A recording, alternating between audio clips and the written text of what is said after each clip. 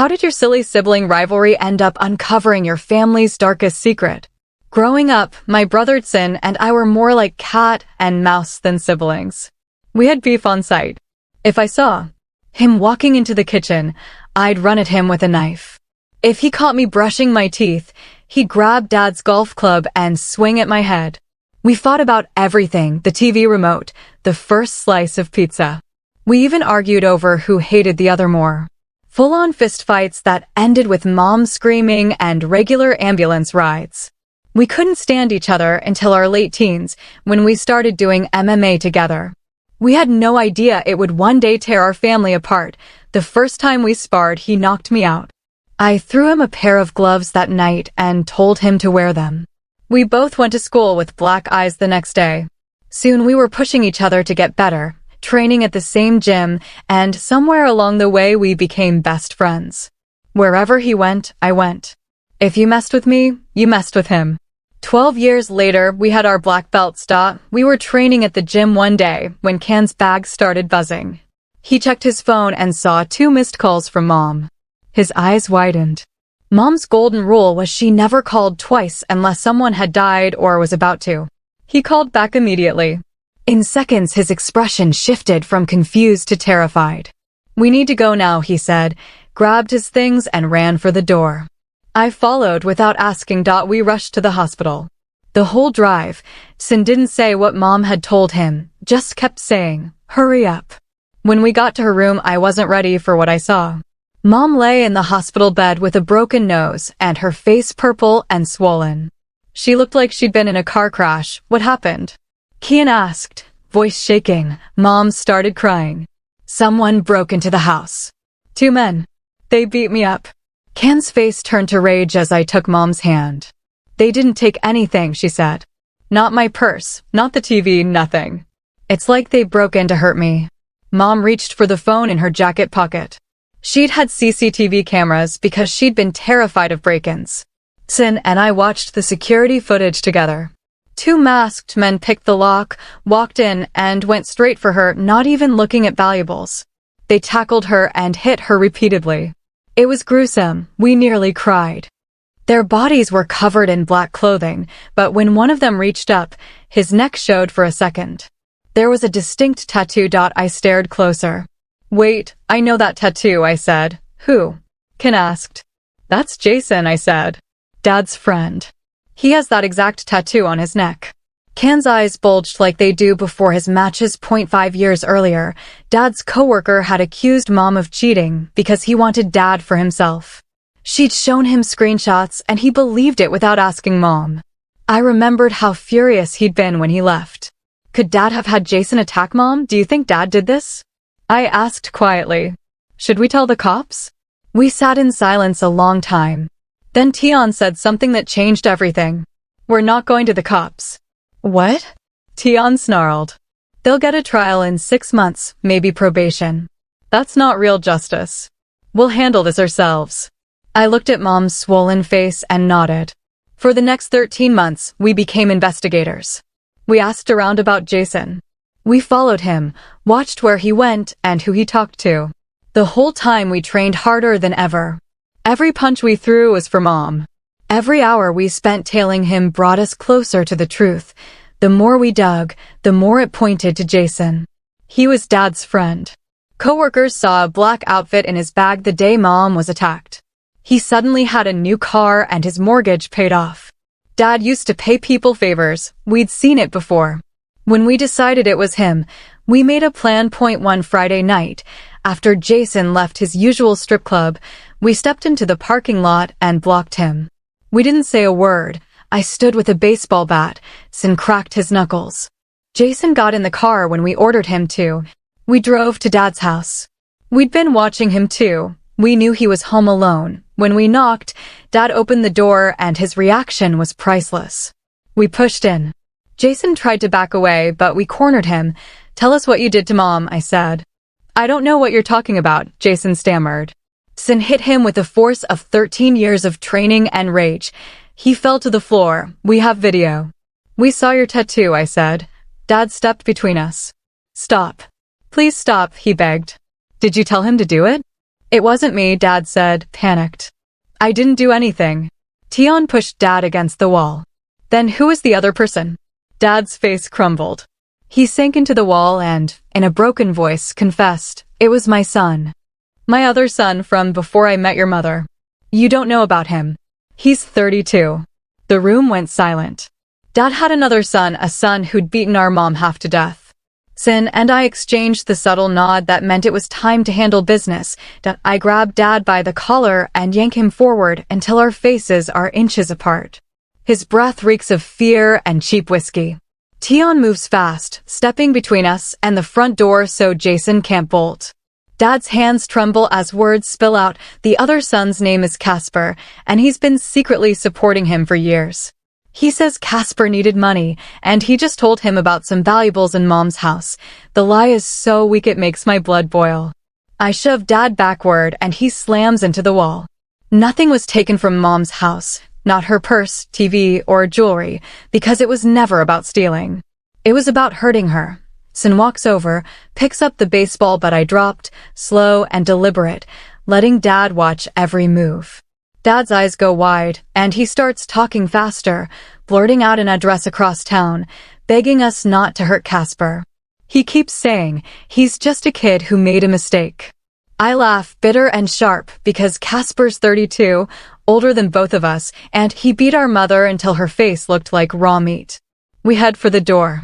I look back at Dad and Jason, both still on the floor. If either of you calls Casper or the cops before we're done, I say quietly, we'll come back and finish what we started.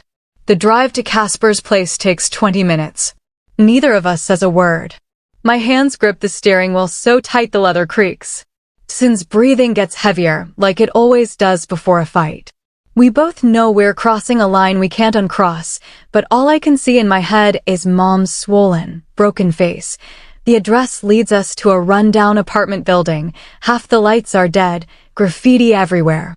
We park across the street, watching the third-floor window Dad said was Casper's. Around midnight, a shadow moves inside. Sin suggests we wait until morning, when Casper leaves for work, to grab him somewhere public, less chance of neighbors calling the police. Every part of me wants to storm upstairs and kick down his door. But Sin's right, we've been smart for 13 months. Losing control now would get us caught. We drive to an all-night diner and slide into a corner booth. The waitress brings us coffee, and we start scribbling everything Dad told us on napkins, Casper's name, age, address, how Dad paid him. At 3 a.m., my phone buzzes. Mom's name lights up the screen. My stomach drops. She never calls this late. When I answer, she's crying, asking where we are. Says she had a nightmare about us getting hurt. I lie, tell her we're at Sin's place watching movies and eating pizza. She doesn't sound convinced, but she tells us to be careful and hangs up. We're back at Casper's building by 6 a.m., parked in the same spot. At 6:30, he walks out wearing a brown delivery uniform with a logo on the chest. Sin snaps photos of his license plate and company logo. We follow him to a warehouse on the edge of town and watch him clock in. Now we know where he works and when. Over the next week, we track Casper the same way we tracked Jason. 10-hour shifts, 5 days a week.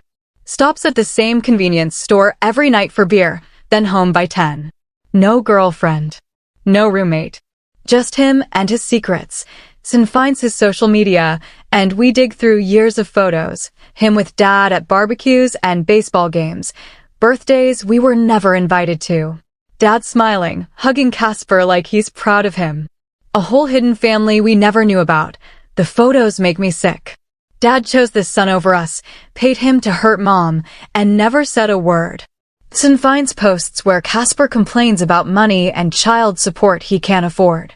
Suddenly it all fits. Dad saw his desperation and used it.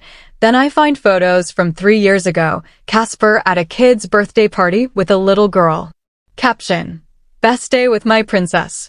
Comments full of people calling him a great dad. He looks happy. Normal. Not like someone who'd beat a woman half to death. But then Sin scrolls to posts from 6 months ago, Casper ranting about his ex taking him back to court for unpaid child support. One post says he owes over $20,000 and risks losing custody. Another says he's desperate and needs a miracle. Dad must have seen those posts. He knew exactly how to use Casper's fear of losing his daughter and turned it into the weapon that destroyed our family. Kian and I sat in his car outside Casper's building for 3 days, arguing options. I wanted to go to the cops with the CCTV and the suspicious money, but Sin warned a lawyer could tear apart our case. They'd call our investigation illegal and everything would get thrown out. We needed evidence that couldn't be explained away, a recorded confession or proof of Dad paying him. We bought a small voice recorder, practiced our approach, and followed Casper's routine until we knew his schedule. Every Friday, he went to a bar called Lies, so on the third Friday, we waited until he'd had a few drinks and slid into the booth across from him. Kian showed him the security footage. Casper froze, then started confessing when he thought we already had proof. He said Dad promised $15,000, half up front, half after, and pulled up his bank transactions. I photographed 2 $7,500 deposits dated just before and just after Mom's attack. It was the hard evidence we needed. Kian and I sat in his car outside Casper's building for 3 days, arguing plans. I wanted to go to the cops immediately.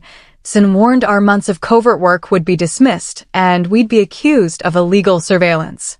We needed ironclad evidence, a recorded confession or proof Dad paid him, so we bought a tiny voice recorder and set a 24-hour ultimatum.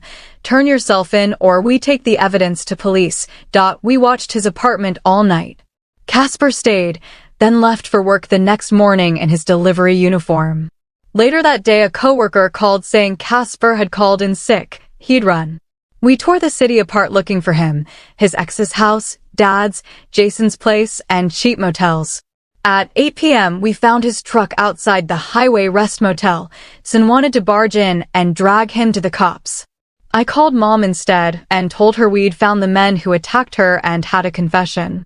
She cried, this time relief mixed with fear, and begged us not to do anything reckless, to let the legal system handle it, and to come home safe. I promise Mom we'll do things the right way, even though part of me still wants to make Casper pay myself.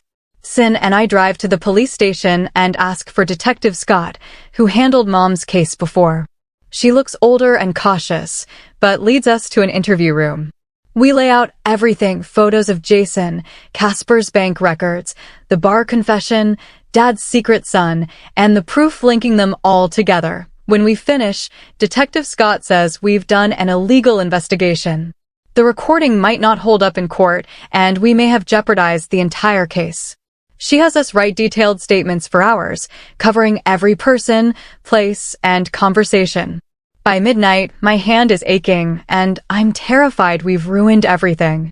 She says she'll talk to the DA and warns us not to contact anyone again. 2 days later, she calls us back and tells us to bring a lawyer, though we can't afford one. At the station, we meet ADA Kramer. He tells us we created a mess, but admits our evidence clearly shows a conspiracy to attack Mom. He says if we cooperate and stop acting on our own, they'll move forward against Dad, Jason, and Casper. The bank deposits and photos are solid, but the secret recording might not be admissible. Still, for the first time, it feels like justice might actually happen.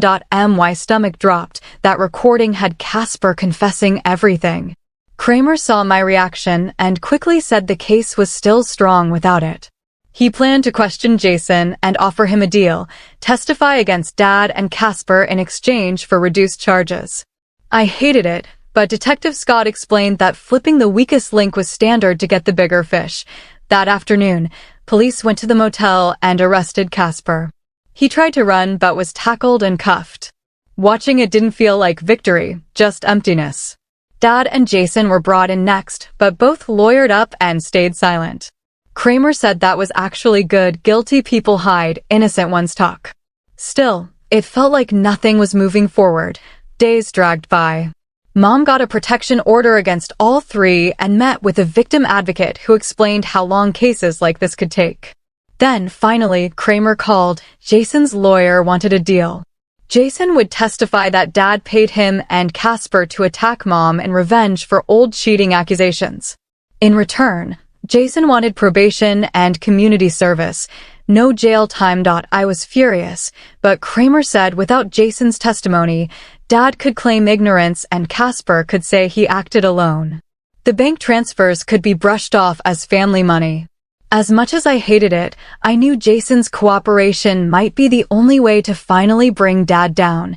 The security footage showed Casper and Jason, but not Dad. Jason's testimony was the missing link.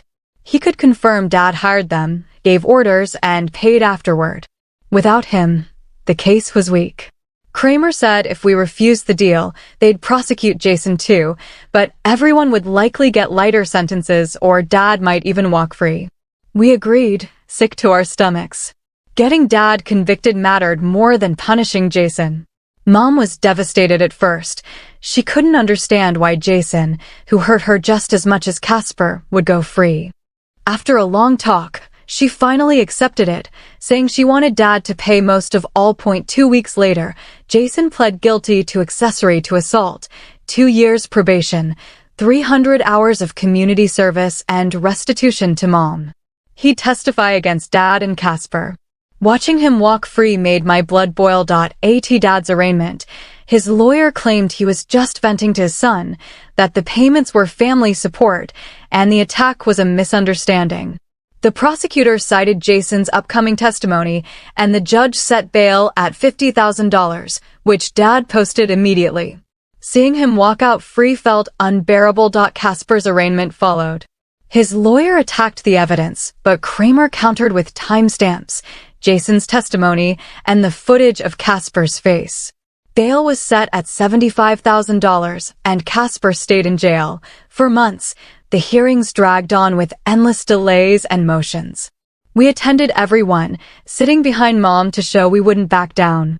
The stress hit hard. Mom couldn't sleep, Kian grew irritable, and I kept replaying the night we confronted Dad, realizing how close we came to crossing the line. Then Detective Scott pulled us aside after a hearing. She warned us that Dad's lawyer was accusing us of harassment and coercion, using our confrontation against us. She said to stay away from all three or we could face charges ourselves. It felt unfair, but we agreed.